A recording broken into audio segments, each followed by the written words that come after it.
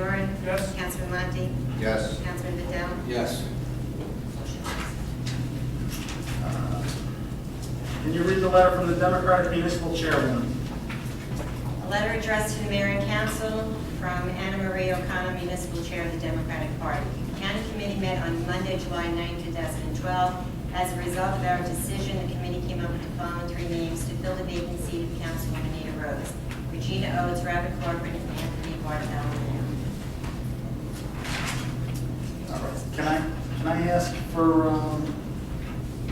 resolution 2012-216? Can we have, would the council like to submit a name for the vacancy? Nominate Anthony Bartolomeo. Do I have a second on that? I'll second it. Any discussion? Roll call. Councilman Henwood? Absolutely for work with, yes. Councilman Doran? Yes. Councilman Monty? Yes. Councilman Vidal? Yes. Motion passes. Tony, you and your family would like to come up? Yeah.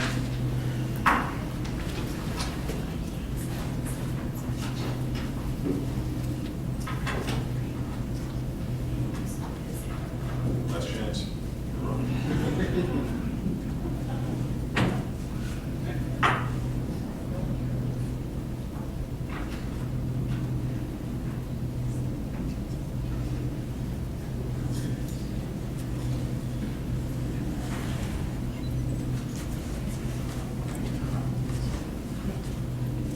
Left hand on Bible, right hand up.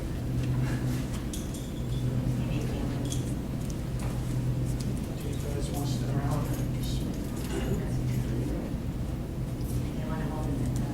See what those buttons do.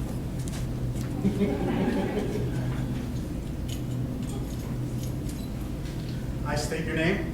Anthony Bartolomeo, Do solemnly swear do solemnly swear that I will support the Constitution of the United States that I will support the Constitution of the United States and the Constitution of the State of New Jersey, and the Constitution of the State of New Jersey, and that I will bear true faith and allegiance to the same and that I will bear true faith and allegiance to the same, and to the governments established in the United States and to the governments established in the United States and in this state, and in this state, under the authority of the people, under the authority of the people, and I do solemnly swear and I do solemnly swear that I will faithfully, that I will faithfully, impartially, partially, and justly justly perform all the duties perform all the duties of the office of councilman of the office of councilman according to the best of my ability. according to the best of my ability. So help me God. So help me God. Congratulations.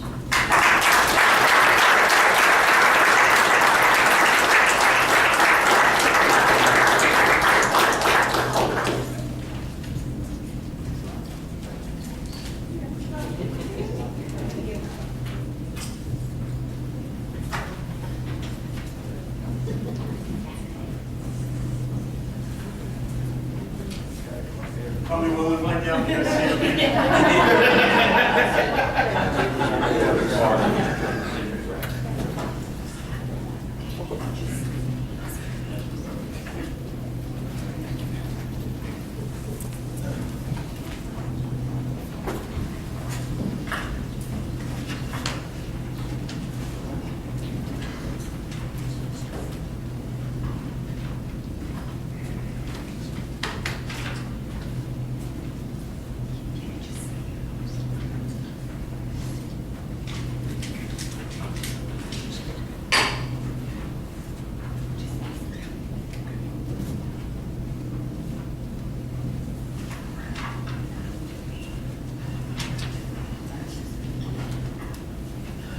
Can I ask for a motion to return to the regular order of business? A second? Second. Roll call? Councilman Henwood? Yes. Councilman Doran? Yes. Councilman Monty? Yes. Councilman Vidal? Yes. Councilman Bartolomeo? Yes. Motion passes. All right, at this time, I would like to invite Sergeant Christina Ray, Officer Beckham Duche, Officer Tim Farrell, EMT Cheryl Reynolds, and EMT Jason Gales to come up, please.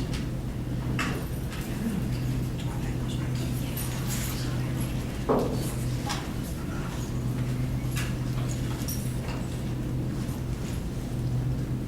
you guys are one.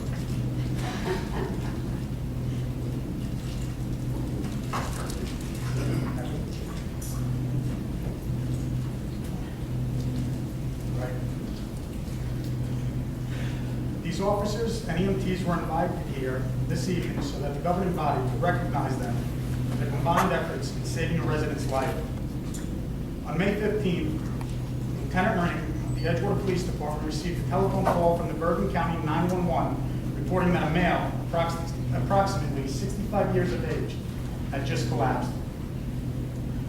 Sergeant Christina Ray and Officers Tim Farrell and Beckham Duche were dispatched to the location. Upon arrival, the patient had no vital signs. While working as a team, the officers began basic life support. Rescue breaths and chest compressions were given in an attempt to restore pulse and to initiate breathing. Officers placed an automatic defibrillator on the patient to monitor the patient's heart and to initiate a shock if advised. After several minutes, Edgewater's EMT Cheryl Reynolds and EMT Jason Gales arrived on the scene, and together all continued to work as a team to revive the patient. The officers assisted in placing the patient into Edgewater Ambulance 1 until a paramedic unit arrived and took over. While in Edgewater Ambulance 1, the pulse was restored and the patient began breathing on his own. The action of these officers and EMTs exemplifies positive teamwork. We commend you for your knowledge, quick action, and professionalism. To the Edgewater Police Department and the emergency medical services and our residents. Thanks to you, the patient walked out of the hospital several days later. On behalf of the governing body, I would like to present each of you with the Lifesaver Award.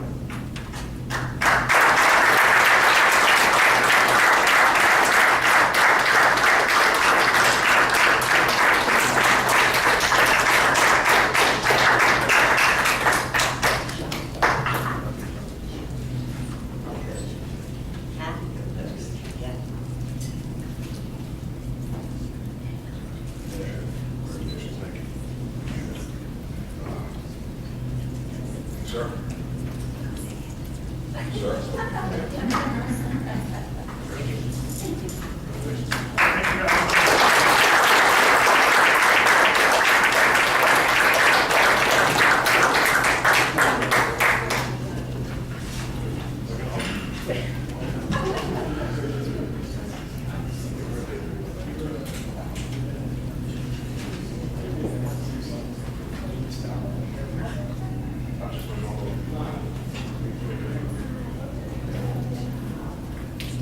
All right, we have Steve Wilcox and Joe Iacone here for a budget discussion.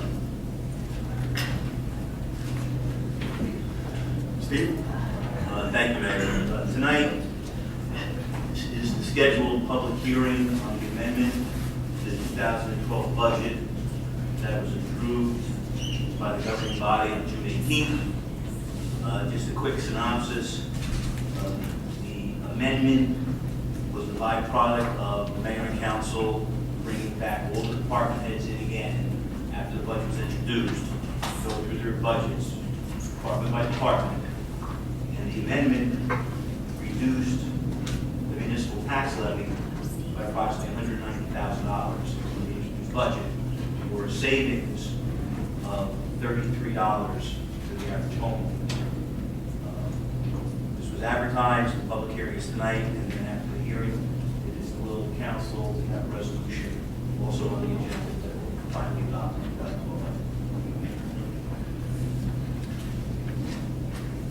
I'd like to say that a lot of the effort made for the reduction, we have to credit Louis Vidal. I know you worked hard for that. Greg helped me out with it as well. That was a nice job, $30-something reduction, I appreciate it. Sure. More, but that's what we do right now. Hopefully it's become more familiar with it better. Mr. Mayor, I'd also like to point out that Louis is also doing is beginning to change the culture of how the department heads manage their budgets on a quarterly basis, a daily basis. We'll be looking at revenues next to the town, and to your point, he's done a great job. I thank you for it.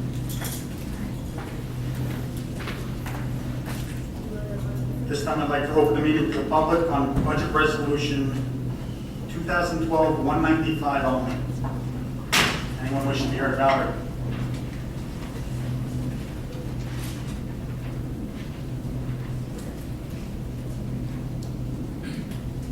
Wow. Really close there. Valerie Bardina, 16 Hudson Terrace. Edgewater. Sorry to be a sour note here, but it's 38, I mustn't be average. I always did think I was extraordinary, but my taxes went up. In the estimated bill, it shows they went up over 10%, which is approximately almost $100 per quarter. So I don't understand. That was the estimated bill that includes the county and the Board of Education. This is only the municipality. So the municipality, the municipal taxes were saved, but in all, which we all pay, part of county, part of school, which is also, supposedly is supposed to be taken into consideration when the council is spending for the budget. So my taxes went up 10% so far, and I understand it's only an estimate, so they might go even higher. I don't understand what all the ratables with supposedly all the budget cuts, it's still going up.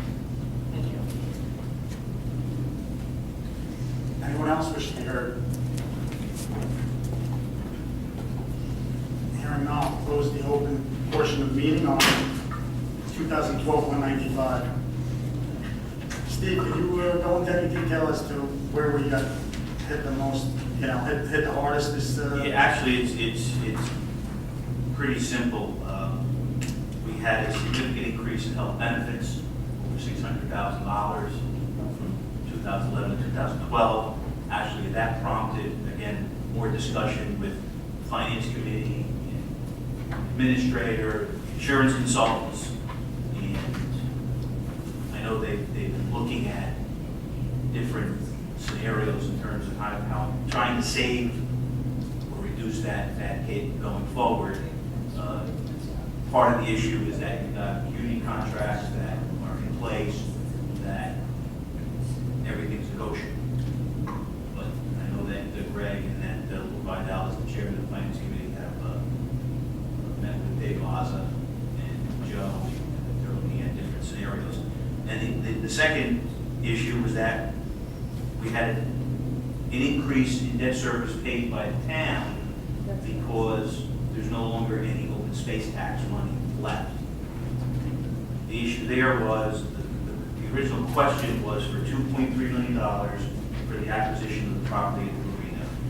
Once we collected the $2.3 million, the tax, that open space, there was additional tax for open space ceases to be collected because you collected the max under the question that was proposed.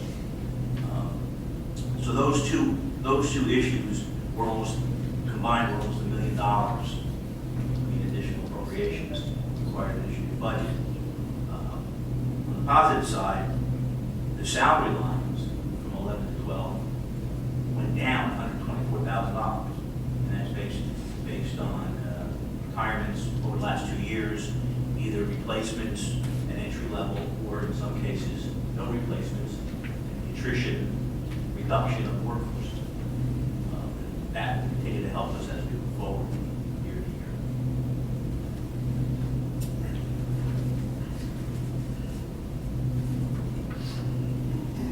year. All right, do I have an introduction for 2012-195?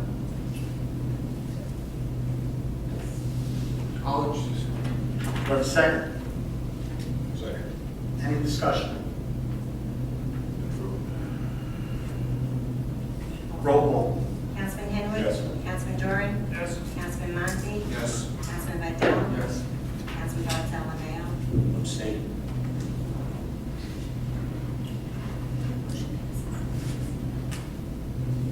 Thank you.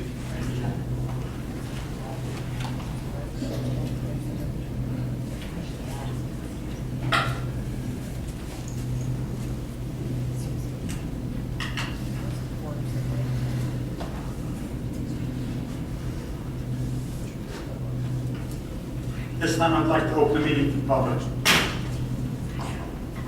Valerie.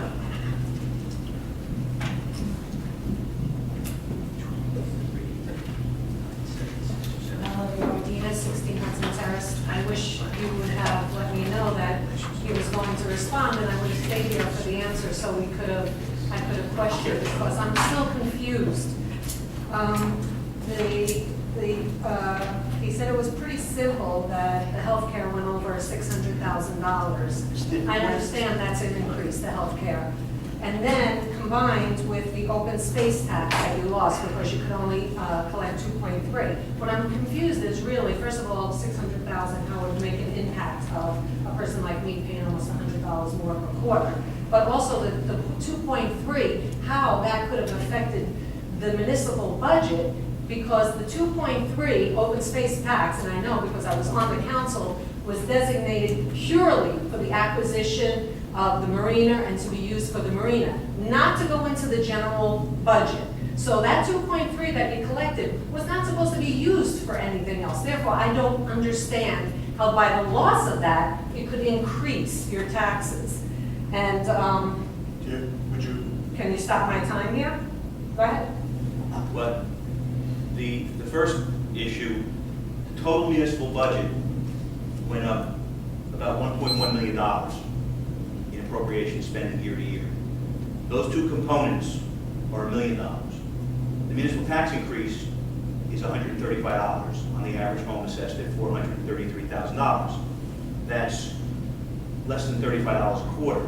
So the other $65 or so per quarter you're talking about is the school and the county.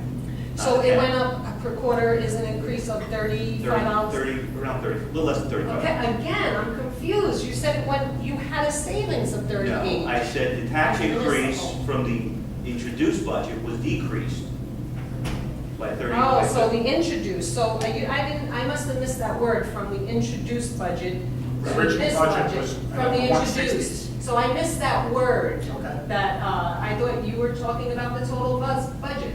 So actually with the budget, there really isn't a savings. People aren't saving $38. No, there was a savings from the budget that was presented in April. Are people saving $38 in taxes? no, that's from the original budget, that's what we cut it down. Okay, thank you. Now I understand. So there is no savings. You were here for the original meeting, I believe, the introduction. I believe you know the numbers. You've been trying hard to reduce the rate, and I'm sorry if I didn't express it. I'm not sure if I was here, but I'm here almost every meeting. I left early last meeting, I didn't feel well, but yes, you're right. I am here for almost every meeting. And I probably do know the numbers, but I don't vote, and I don't get to sit in those negotiations. I'm just a person who pays the bill. We all do. Absolutely, well, all of us home. I agree. And then the second issue with the open space tax, that open space money was being used to pay a portion of a bond issue that dealt with the acquisition of the marina. That's what the money was for. Right? The original question was for $2.3 million. The actual cost of the acquisition of the marina was more than, property was more than double that. Absolutely. So, and we which is did why this. the money was collected at 2.3, there was interest earned and what have you on that money over the years. That money was applied to a portion of the debt service that was involved with the acquisition of that marina property. And now, there's no more money left from the open space, so now the town picks up 100% of the tab to finish paying off that debt on the acquisition of the marina. Right, and there were grants to help open space, there were Green Acre grants, there was grants from the Port Authority. We received actually a lot of money from that. Okay, thank you. Am I done with the budget? Yes. Thanks. Before I ask the other question, I just might ask if the council would consider possibly passing an ordinance to require homeowners, especially multiple dwelling owners, who put their garbage cans on the street, store them like 44 Dempsey Avenue does and a few other apartment buildings. If you walk on Undercliff, they're right there on the sidewalk. And I've come here several times talking about how, on a Sunday morning you walk and you have to step around garbage. This Saturday was especially bad. They had a mattress which fell on the sidewalk. Garbage was overflowing. And I think maybe some of that problem could be alleviated if they use the structure to store the cans, or put the cans on the side. They do have side property, that particular property. But I know the 373s, 375, they're a multiple dwelling, and they have a structure. And in fact, they've put them behind bushes. So you're not always seeing, garbage all over. It's really unsightly, and I think it's unhealthy too, because the animals, it's easy access. The question I want to ask you refers to Resolution 2012-194, basically paragraph 3. That's not on this list. It was, I think, the meeting before the special meeting you had. You commenced negotiations with multiple bidders to procure a contract for services. And I don't know if this question will be to Mr. Franz, because he probably handles this. So my question is the borough negotiating with some or all of the prospective bidders who purchased the bid packages? That's number one. And who purchased the bid packages but did not bid? And if no, why? And there were 7 companies apparently who were prospective, and they didn't bid. So are you going to negotiate? We're negotiating with vendors right now. Are you negotiating with all the vendors?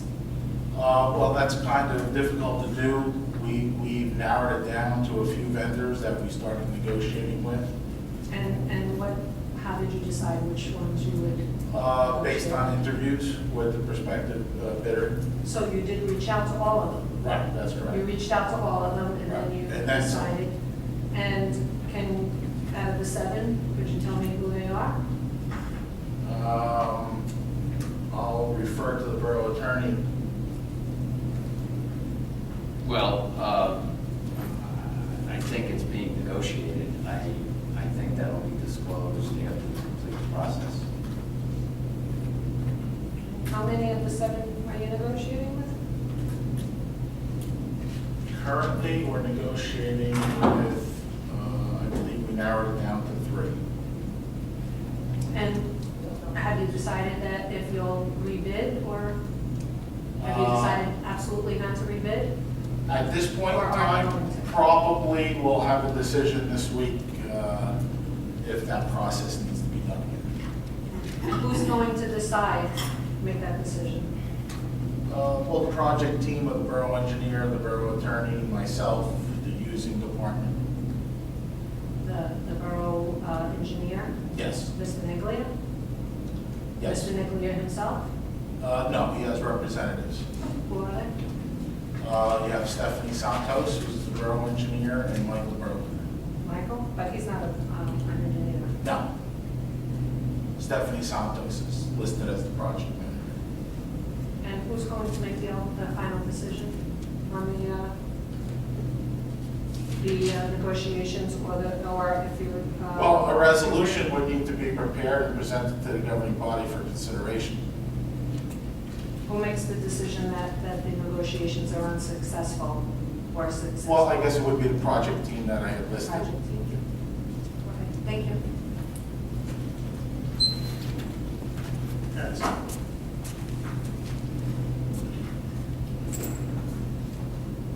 Hi, my name's Henry. My wife and I own the property, 12 Palisade Terrace. Okay, full name? Oh, sorry, Henry Wong, sorry. First time here, so I'm No problem. familiar with that. Just one issue. What's the address?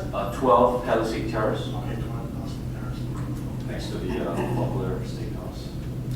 Your wife is Evelyn? Correct. Okay. It's a 2-family home that we own, and we don't have our own driveway, our own parking, so obviously we have to rely on street parking. And right in front of the street, there's a sign that says for resident parking only. But we called the police department, it's not enforceable. According to them, it's their out of courtesy. which I don't really understand what it means. And I'm hoping that the council members here can help me at least enforce it, because we are finding it really hard, harder and harder to find parking. And I think it's not fair to me and my tenants, because we're trying to keep this property at a certain level that's consistent with the town's value of properties in this town. This is a long-term investment for us, and I just find it hard to believe that the town can't just give me assign a spot for me on the street, and instead have me and my tenant hunt for parking spots all throughout town. Along 12 Palisade Terrace, the really small road, and then along Undercliff. The business, I'm happy for the restaurant. The business is great. No problem with them. But at times there are barely people working there at the restaurant park, along the street, or the pay, customers will park. They don't want to do that park. So it's really hard for us to have comfortable living, especially for home. This is unbearable sometimes.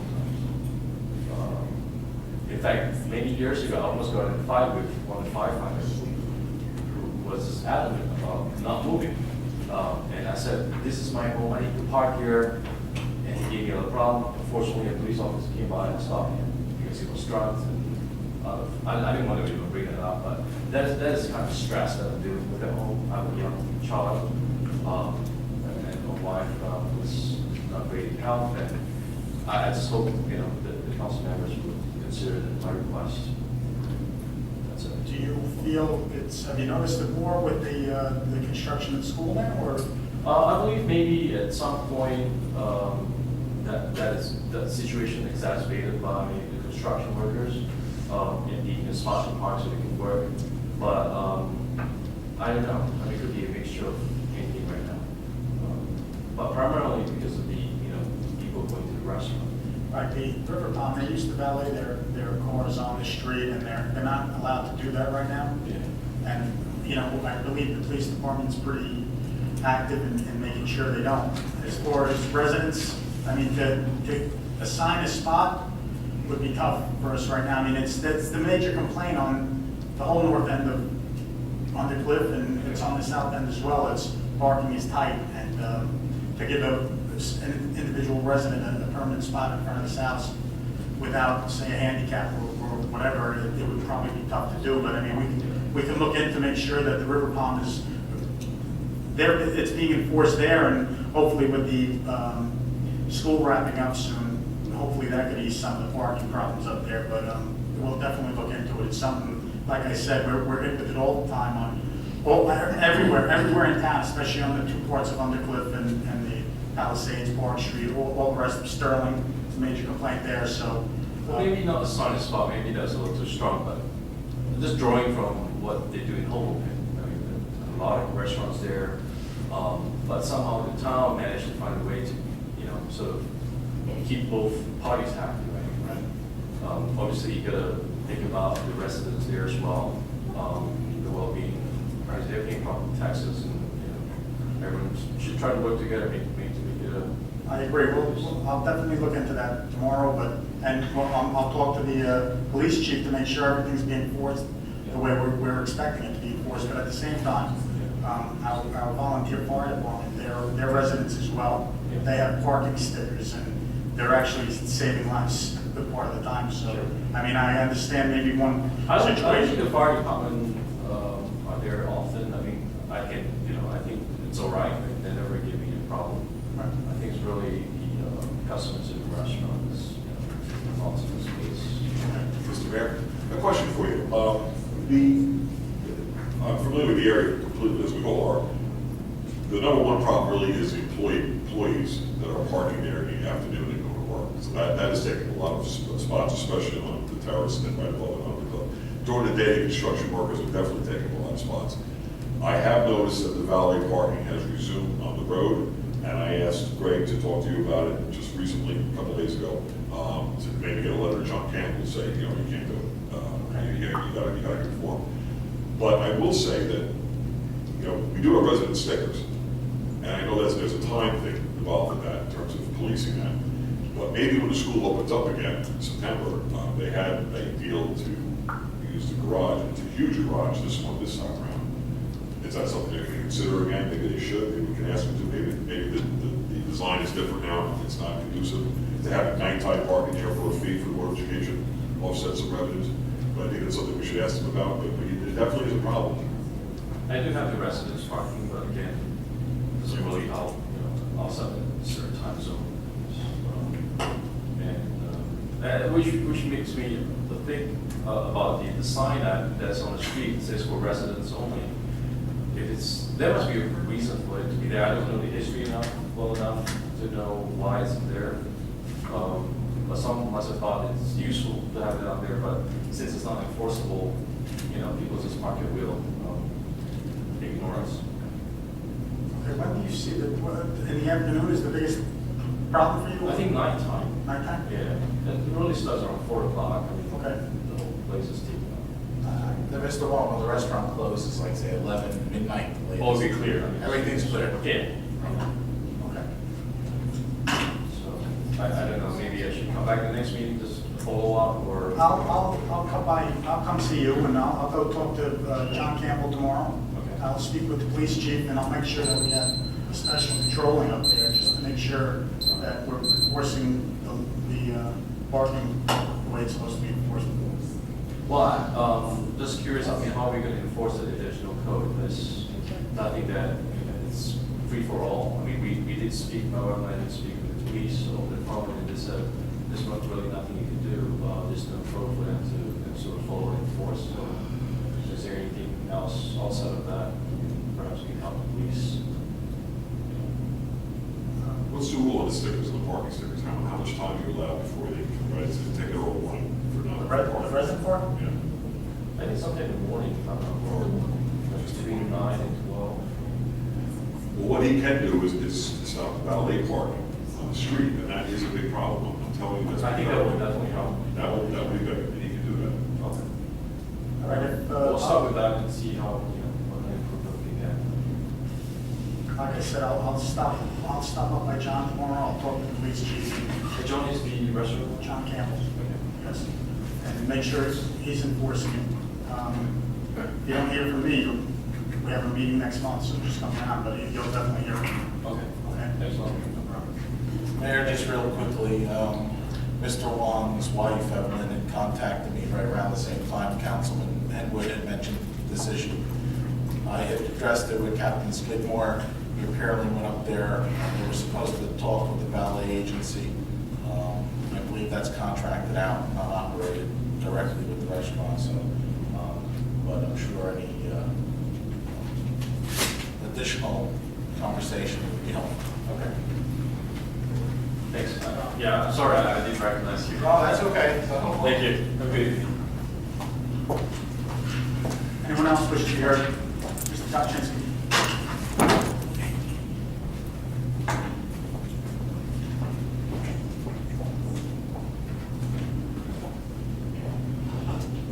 Donald Contingency, 11 Murray Lane. At the last June meeting, I brought up to a problem with the North Pole River Road, new construction dispute there. And I gave you a letter from Evan Johnson, who's complaining about it too. And I was under the understanding that you were going to get together with Mr. Johnson and then maybe the borough engineer, discuss some of the problems. And it hasn't happened. Planning to do so. Yes, I'll get in touch with you. I was away last week, Mr. Topchinsky. John might have been away the week before. It's something still playing on the. Especially about the building inspector here, somebody besides John. Can't be somebody else. Mr. Mayor, as a liaison, I did follow up with that. We do have a letter that came from the Borough Engineering firm verifying that everything currently is in compliance with the zoning laws, and we have that document as a result of your inquiry.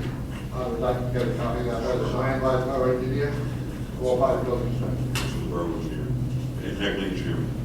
As a request from the borough, as a request from John Cadabo to them to review it on his behalf.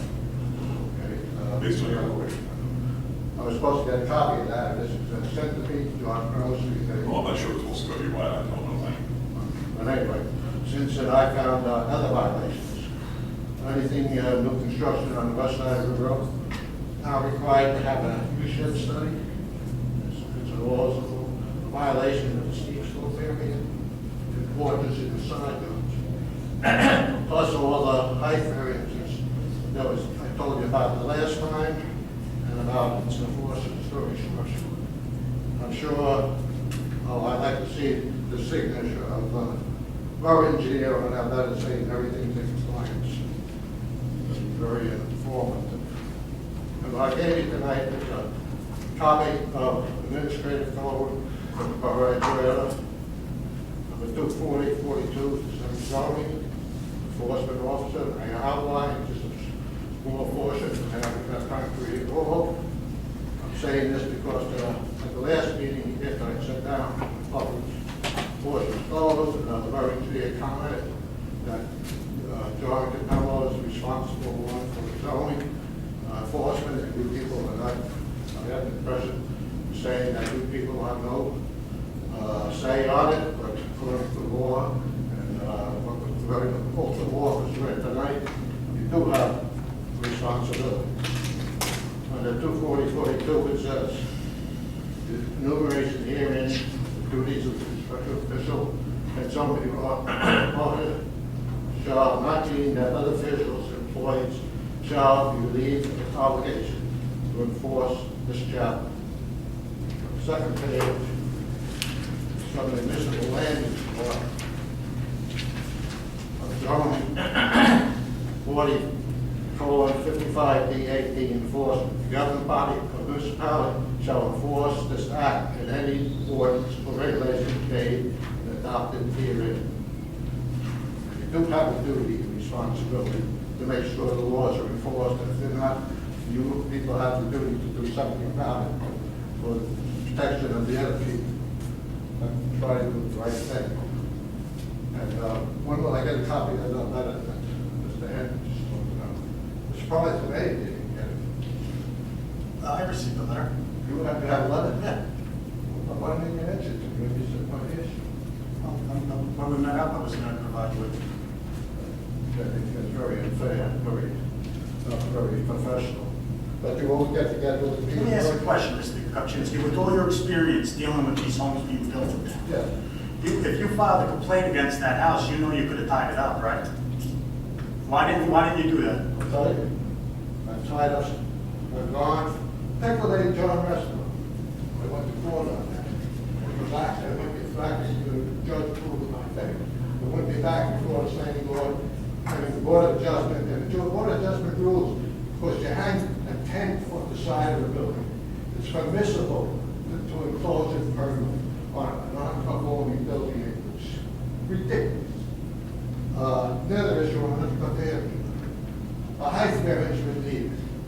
It was stated at the Board of Adjustment meeting that a height variance was needed by the county. They need 5 affirmative votes to get a height variance. They had 4 affirmative votes, and they still got an approving resolution. I could go on and on and on. You have no control over the right thing to do. When people see these boards, I mean, you need 5 votes. You only get 4, and you still write a approving resolution. What the court on number 2. What's the sense of it when it's ridiculous things like this? People come up with you. I'm a millionaire. It's your job. You took the oath of office. I didn't put it on the file. Have you integrity and honor? How do you just enforce the laws and put it on me? I know I'm I not putting it on you. I'm just asking, I look at you, Mr. Kupczynski, if there's anything wrong with that, you would have held it up. And I can't understand why this guy's kept You don't think filming it. anything's wrong with it? Personally, no, I don't. No, I don't. I don't see, you talked about the doghouse up top, correct? That's one. It's a 4-story building. It's a 3-story building, Mr. Kupczynski. What? It's a 3-story building. 3 stories is not allowed. 2 is only allowed 2.5 stories. There you go, right there. That's one thing. Just prove that. It's over 35 feet at any one point in height. The average height is over 30. Measure 6 feet out from the building. Look at the plans. Structure is not allowed on the roof according to zoning ordinance. You're only allowed a 3-foot rise. It's a 10-foot rise in the middle. Total number of stories is 4, according to the structure on the roof. Basement is over 12 feet high, makes it a story. There's no confusion study, according to our orders. Protection of the steep slope, violates the steep slope area, he said there's no violations. I tried to explain to you, I went over there, and you had to go someplace, and you never could let me get back there. You might let the one so over there talking to you, so I did go, and I sort of try to be obliging to that. I never can catch up with you. Not going here tonight. I mean, if you say there's nothing wrong with that building, you shouldn't be sitting out there. You have no integrity or honor. Thank you, Mr. Hutchins. Now, was somebody Anyone else? divide me with that Okay. letter? What's that? Was somebody divide me with that letter mail? I'll meet up with you with the engineer and John Campbell. I told you. Well, how about just dropping a copy off and Okay. going on to it, so I can look at it? No problem. Would you do that? Sure.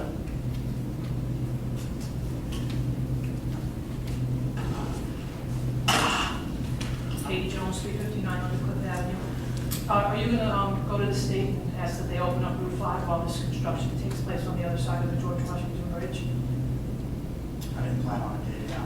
Well, I would recommend that you do something about it, because right now we're going to have a little reprieve because of summer vacation, but once school kicks in, forget I it. believe we should be wrapped up by then. Route 5 will be wrapped up by then? Okay, well, we'll see in the next week. Yeah, please. They're going to be paving in another week. They're going to be paving the end of this week. Because there's weeks on end where there's absolutely no work going on and the road's closed. And Yeah, it's now where we don't have too many ways of, ingress and egress. We should have, You see the fencing they're doing down below, that's what they were waiting on, the approval from the state to do that. Once that's wrapped up, which they have to be a day or so. I think, well, it's too late now, but throughout the, duration of the project, if the road was, if they weren't working, the road should have been, those barriers, everything should have been taken off. Now, Honeywell is responsible for the pollution now at the Quanta site. They're responsible for cleaning that up, correct? I believe so. Yeah, they're gonna take care of that, because regardless of whether or not that's been polluted for over 50 years, they have found a responsible party, and someone is going to take care of it. And that is why, and someone's being held responsible to take care of it, and that's why I cannot comprehend why the borough is letting someone off the hook for the pollution of the ball field. Eventually, the chickens are gonna come home to roost. People are gonna start filing lawsuits because people are already buzzing about it. There are cancers in this town and other, environmentally induced diseases. And these are things that you're gonna have to consider. And I think if we're gonna have somebody take responsible at one piece of property in town, you're gonna have someone take responsible for another piece of property. You should be consistent down the line, not just what suits us. And now in terms of that, we're gonna be doing a lot of building down in that end of town now, it looks like. And we're gonna have that 47-foot tower up in Fort Lee, which no one represented us on. So now we're gonna be jammed in on both ends. We all know there's only 2 roads and one of them is not a main road. My question is, we have to start thinking like a larger community. If we're gonna keep building, we have to start thinking bigger. We can't keep that small town mentality and keep building. We live on the Hudson River. We live less than 25 miles from Indian Point. Now, I don't know if you understand what this heat has been in the last couple of months. We are experiencing record numbers of solar flares. Go to the NASA website. Indian Point doesn't have surge protectors. No one in this immediate area is prepared for any type of evacuation or should anything happen. Now, we keep piling people in, but we're not thinking big. You're building big, but you're not thinking big. You're a mayor of a town that sits on one of the biggest rivers in the world, across from one of the greatest cities in the world, and you have to start thinking on that level. Because if we're going to keep bringing the people in, we're going to have to treat it like it's a big town. It's growing in leaps and bounds. I guess that's why we built the school, because we saw this coming down the pipe. You did, I didn't. So I think at some point, you have to start coordinating with other mayors along the Hudson River, and you have to start petitioning the state or going to the state of New York for protections, because heaven forbid something happens to Indian Point, and the Riverkeeper has a whole report on this, you get a hold of it. But heaven forbid something happens, you know, Fukushima is gonna look like a walk in the park, and that is still going on, but nobody wants to address it. Now, this might sound like Chicken Little to you, but I think if you're gonna live in this part, this neck of the woods, you gotta look at the whole picture, and not just a little, you know, alley down here in Edgewater. And I just am curious, when did it become incumbent upon a private citizen to enforce the laws in Edgewater? Mr. Kopchinsky, I know him. I mean, you know, you shouldn't- If there was a problem there, I feel he would have filed. No, but it's not for him, it's not for anybody to walk around the street and have to tell you. I'm not insulting the guy, he's been around my whole life, I've seen him do it. It's not an insult. No, but you know, it just, I respect the guy, I respect everybody out there. it's my time. Don't even I mean, worry. you know what I mean? Why does someone have to call up to get something picked up in front of their house when it's there for 3 days? Why do we, you know, have the guy give tickets if the street sweeper doesn't come around the block? Why is that that thing on Edgewater Place still there? Why aren't the laws enforced? You just took an oath to enforce the law. You all took that oath. What are you doing all day long? What are you all doing? Take a walk around town. I know some of you have some free time. Take a walk around town, not just one section or your little square. Take a walk around town. We don't have to report that there's garbage cans out or the street's a mess. That should be taken care of. That's why we pay taxes, which again, went up. Thank you, Kate. Anyone else wish to be heard? Hearing none, I'll close the open portion of the meeting.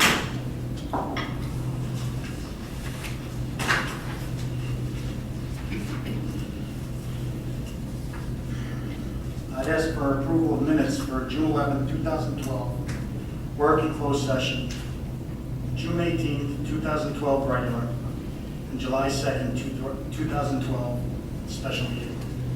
Do I have an introduction? So moved. Second? Second. Any discussion? Roll call. Councilman Henry? Yes. Councilman Doran? Yes. Councilman Monty? Yes. Councilman Mandel? Yes. And Councilman Bartolomeo? Second. You see the bids? Yes, Mayor. Bids were received for the Beverly Place retaining wall replacement and also phase 2 repair restoration in the Bedford Historical Hall building. I believe there were bids are not being awarded, and there is correspondence from Neglia and from Shore explaining they received. Okay. That's it. Adoption public hearing of ordinances. 1475, 2012, an ordinance amending and supplementing Chapter 200 fire lanes and Chapter 432 vehicles and traffic to designate fire zones in various locations, to create a no parking, stopping, or standing zone on Orchard Street, and to create a no parking zone on Undercliff Avenue in the borough of Edgewater. I'd open the meeting to the public on 1475, 2012 only. Anyone wish to be heard? Mr. Kopchinsky.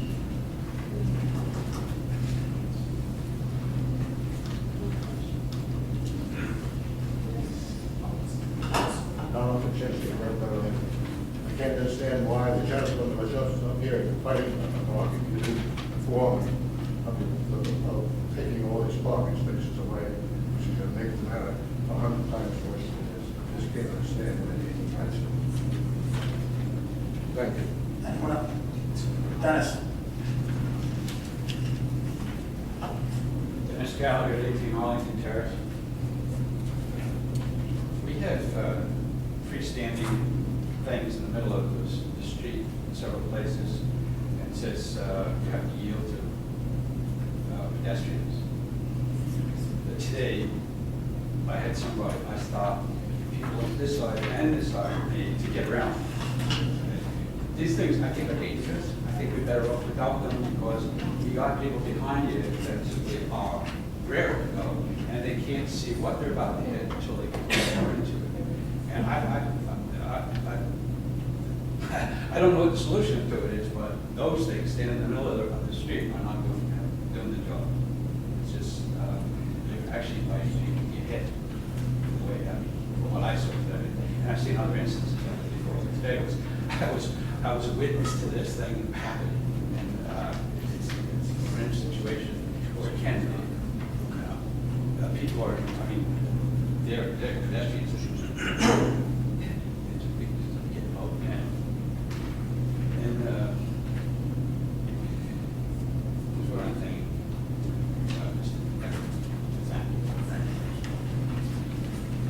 Anyone else wish to be heard? Hearing none, I'll close the open portion on 1475, 2012.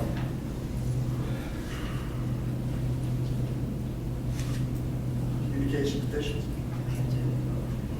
Whereas an ordinance amended and supplemented chapter 200 fire lane and chapter 432 vehicles and traffic to designate fire zones at various locations, to create a no parking stop and a standing zone on Orchard Street, and to create a no parking zone on Edgewater Avenue of the borough of Edgewater, hereby adopted. Do I have an introduction? So moved. Second? I'll second